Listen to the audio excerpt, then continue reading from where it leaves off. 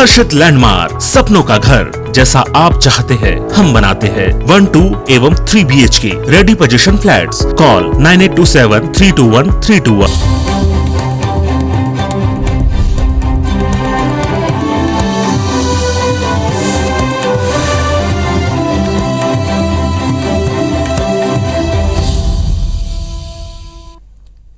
नमस्कार, स्वागत है आप सबका। मैं हूं पुनीत पाठक। मध्य प्रदेश की दिन भर की बड़ी खबरें विस्तार से आपको दिखाते हैं और सबसे पहले बात उपचुनाव की।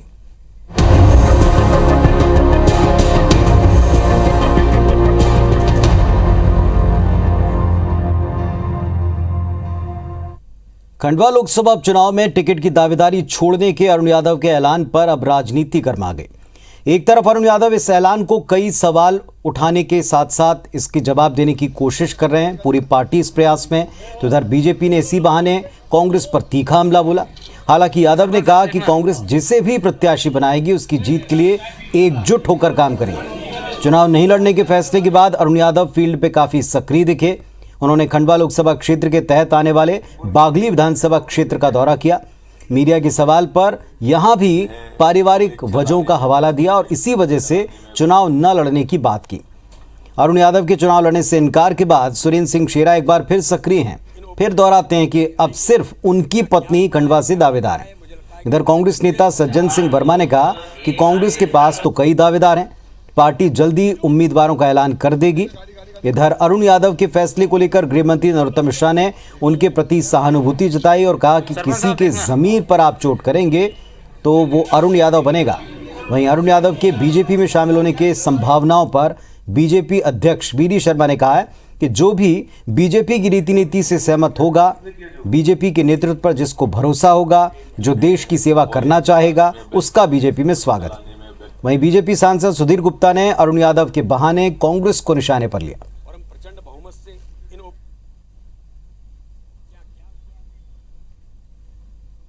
मैंने अपनी उम्मीदवारी मेरे निजी कारणों की वजह से, पारिवारिक कारणों की वजह से विड्रॉ की है। चूंकि उन्होंने इस पर लिख के भी दे दिया हाईकमान को कि मैं पारिवारिक परिस्थितियां मेरी ठीक नहीं है, तो इसे बायकाट आप कैसे बोलोगे? ये उनकी स्वीकारोक्ति है। तो बात यह है कि अभी हमारे पास बहुत वजनदार अभी भी तमाम सारे उम्मीदवार हैं। सबसे निवेदन करूंगा कि वो सब लोग मिलजुल के जयश्री सुरेंद्र सिंह को टिकट दिलाए और पूरा आशीर्वाद दे और सब सहयोग करके ये चुनाव लड़े। किसी के भी जमीर पर आप चोट करेंगे तो वो अरुण यादव बनेगा। तो अगर ऐसे हमारी नीति पर, नेतृत्व पर अगर किसी को विश्वास है और यहाँ करके वो देश की सेवा करना चाहते हैं तो सबका स्वागत। जो गांधी परिवार का नियंत्रण है उसी परंपरा में ये लोग चलते हैं। ये व्यक्तिगत हितों के लिए काम करते हैं, ये सरकार को अपने नियंत्रण का टूल समझकर आते हैं।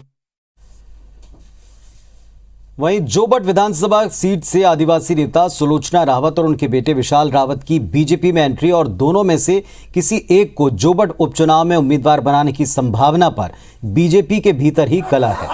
चंद्रशेखर आजाद नगर मंडल के बीजेपी अध्यक्ष के साथ कई पदाधिकारियों ने नाराज होकर अपने पद से इस्तीफा दे दिया। कार्यकर्ताओं की नाराजगी के बाद मंत्री ओम प्रकाश सकलेचा, अनुसूचित जनजाति के प्रदेश अध्यक्ष कल सिंह भाबर कार्यकर्ताओं को मनाने पहुंचे, लेकिन कार्यकर्ताओं ने मंत्री के सामने जमकर हंगामा किया। इधर बीजेपी युवा मोर्चा के जिलाध्यक्ष अभिजीत डावर ने पार्टी से बगावत कर निर्दलीय चुनाव लड़ने का ऐलान कर दिया। अभिजीत डावर के समर्थन में युवा मोर्चा के कई पदाधिकारियों ने भी इस्तीफा देने की घोषणा की है। डावर ने अपने समर्थकों के साथ एसडीएम कार्यालय पहुंचकर निर्दलीय उम्मीदवार के तौर पर नामांकन फॉर्म लिया है। नाराज कार्यकर्ताओं ने यह आरोप लगाया कि बीजेपी अपने कार्यकर्ताओं की उपेक्षा कर रही है। सालों से पार्टी के लिए काम करने वाले कार्यकर्ताओं को दरकिनार कर कांग्रेस से आए लोगों को टिकट देने का मन बनाया जा रहा है।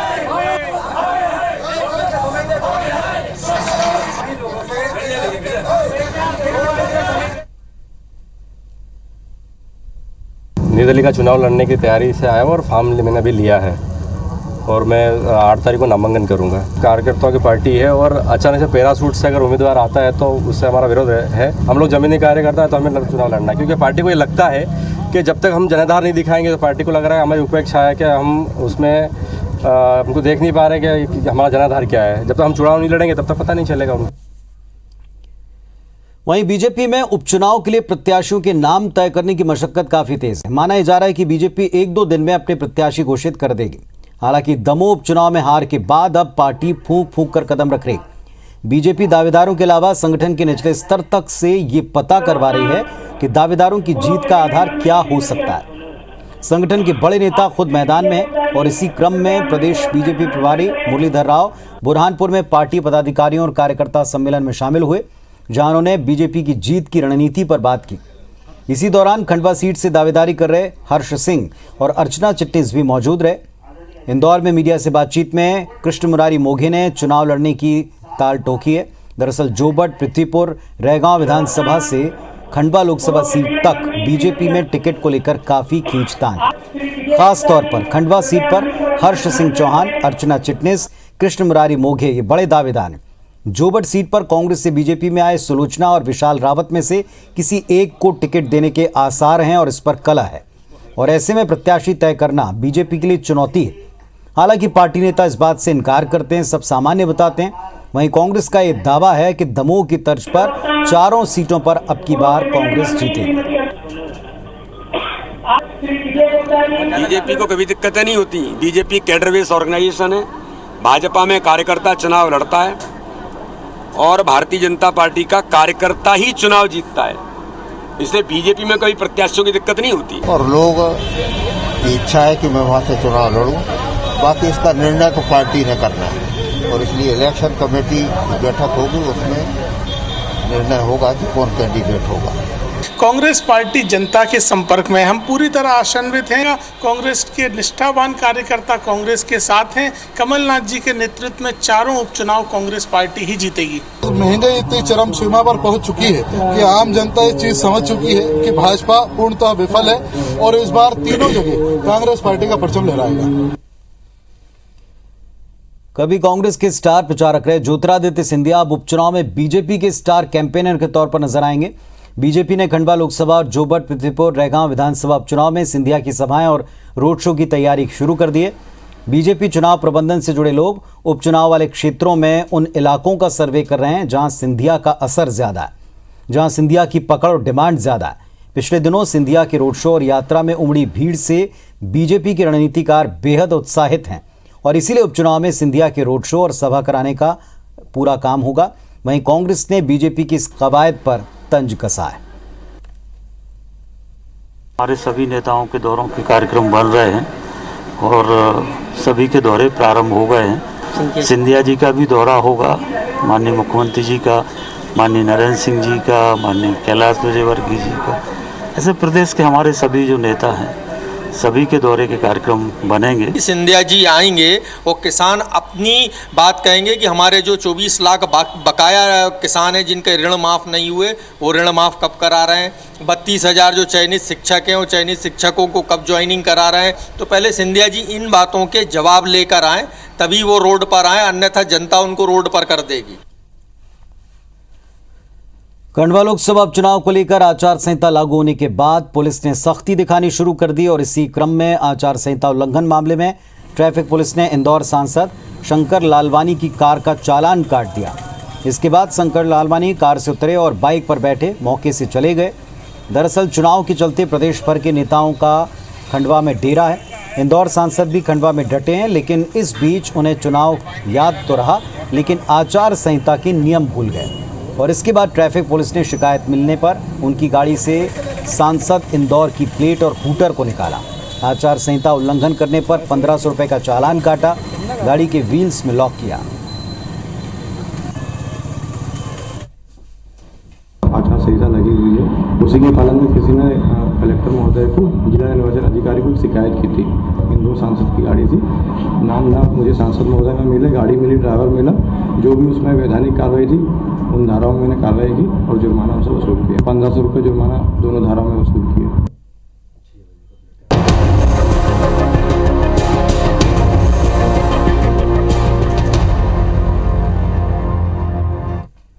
चलिए उस घटना का जिक्र जिसका सारे देश में चर्चा है, जो किसान आंदोलन से जुड़ी है। उत्तर प्रदेश के लखीमपुर खीरी में हिंसा के बाद किसान संगठन और विपक्ष हमलावर है और इसका असर मध्य प्रदेश की सियासत में भी दिखा है।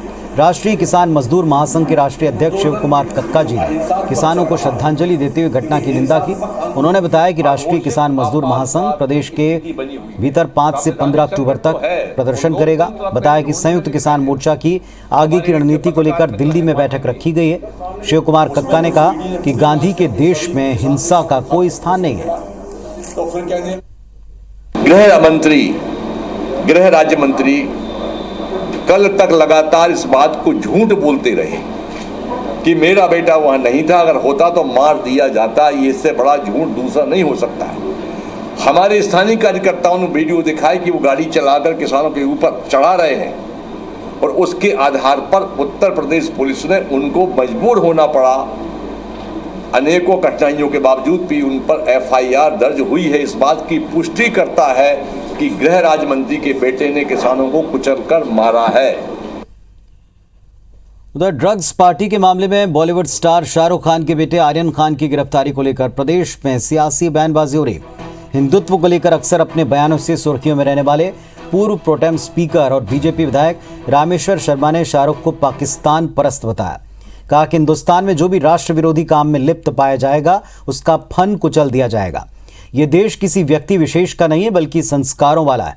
शाहरुख खान पर निशाना साधते हुए उन्होंने कहा कि देश को समझ नहीं पाए और औलाद को समझा भी नहीं पाए कि ये देश क्या है। नशाखोरी से कोई महान नहीं बनता, ऐसे मामलों से युवाओं और देश पर विपरीत असर पड़ता है।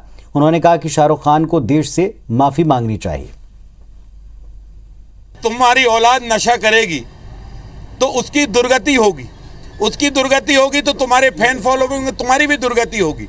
और इसलिए दूसरे के विज्ञापन और उपदेश झाड़ने से अच्छा अपने परिवार को व्यवस्थित रखो, उसको देश की मर्यादाएं बनाओ, नशा महान मत बनाओ। कि भूल अगर हुई है तो माफी मांगो, सुधार करो, ऐसी भूल फिर ना हो ये ध्यान रखो।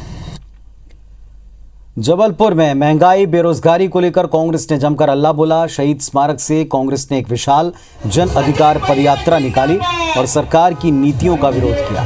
जनाधिकार पदयात्रा में प्रदेश के पूर्व लोक निर्माण मंत्री सज्जन सिंह वर्मा, प्रदेश के पूर्व वित्त मंत्री तरुण भनोट और कांग्रेस के आधा दर्जन से ज्यादा दिग्गज शामिल हुए।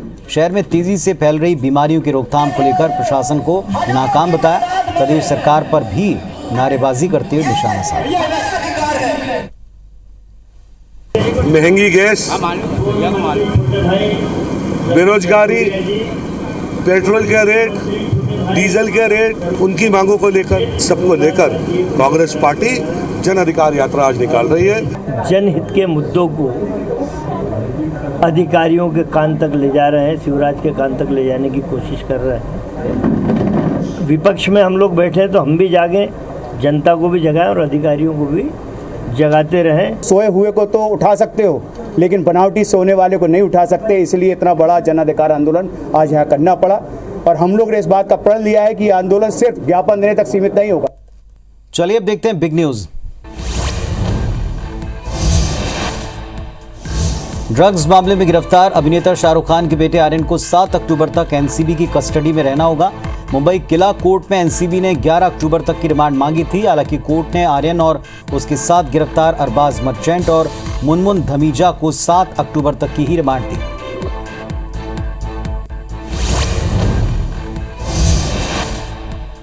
किसानों और प्रशासन के बीच लखीमपुर हिंसा को लेकर सुलह हो गई है। किसानों की मांग प्रशासन ने मान ली है।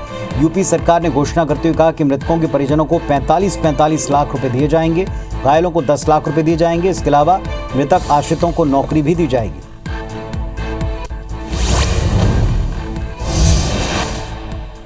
लखीमपुर खीरी की हिंसक घटना को लेकर कांग्रेस नेता मल्लिकार्जुन खड़गे ने योगी सरकार पर निशाना साधते हुए कहा कि बीजेपी सरकार किसान विरोधी है। हमने यूपीए सरकार में किसी को विरोध करने से रोका नहीं था। ये लोग लोकतंत्र को तानाशाही में बदलना चाहते हैं।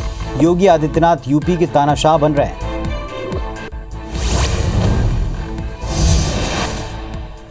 सुप्रीम कोर्ट ने दिल्ली की सीमा पर नाकेबंदी खत्म करने को लेकर 43 किसान संगठनों को नोटिस जारी किया। किसानों के प्रदर्शन को लेकर हरियाणा सरकार ने सुप्रीम कोर्ट में हलफनामा दाखिल कर दिया था। सरकार ने संयुक्त किसान मोर्चा के तहत 43 किसान संगठनों को याचिका में पक्षकार बनाने की मांग की थी।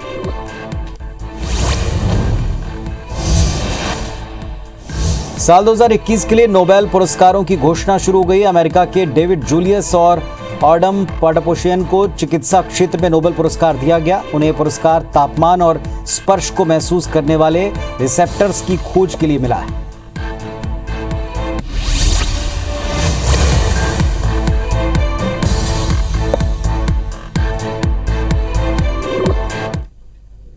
और अब कोरोना को लेकर की एक अहम खबर। आईसीएमआर ने मध्य प्रदेश समेत देश के 9 राज्यों में कोविड की तीसरी लहर को लेकर अलर्ट जारी किया है।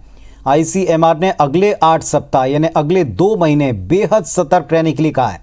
आईसीएमआर का यह कहना है कि आगामी 2 महीने में कोई भी लापरवाही बरती तो कोरोना की तीसरी लहर आ सकती है। इस अलर्ट के बाद राज्यों ने भी अपने यहाँ पूरी तैयारी शुरू कर दी है। इस मामले में एक्सपर्ट कहते हैं कि कोरोना की तीसरी लहर का सबसे ज़्यादा खतरा बच्चों और नॉन वैक्सीनेटेड लोगों को होगा। आईसीएमआर ने मध्य प्रदेश समेत हिमाचल प्रदेश, मिजोरम, हरियाणा, गुजरात, झारखंड, गोवा, तमिलनाडु, पश्चिम बंगाल में कोरोना की तीसरी लहर को लेकर अलर्ट जारी किया है।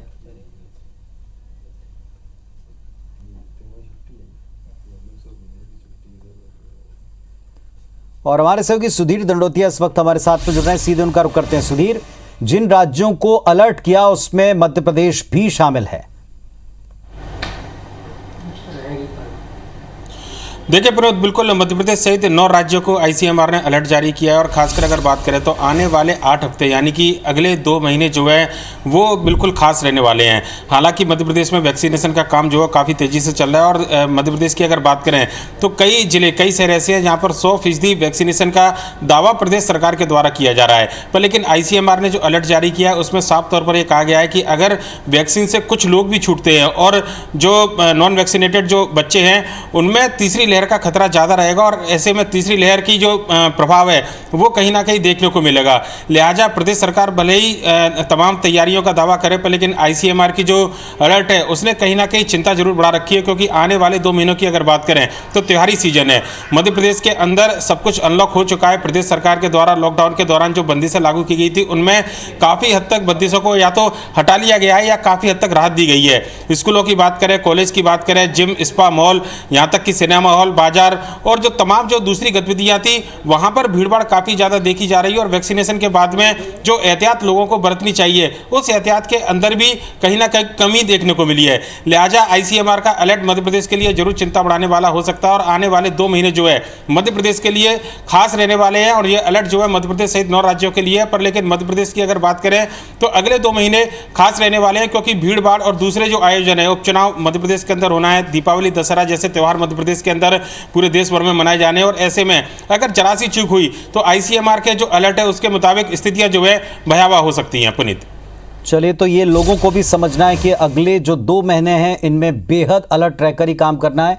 और ठीक है आपने कि लगातार त्योहार, उपचुनाव और इससे संबंधित जितने भी आयोजन हैं इन सब पर सतर्कता की आवश्यकता है। शुक्रिया आपका इस पूरी जानकारी के लिए। इस बुलेटिन में फिलहाल इतना ही। खबर अपडेट्स के लिए आप देखते रहें IBC 24। नमस्कार।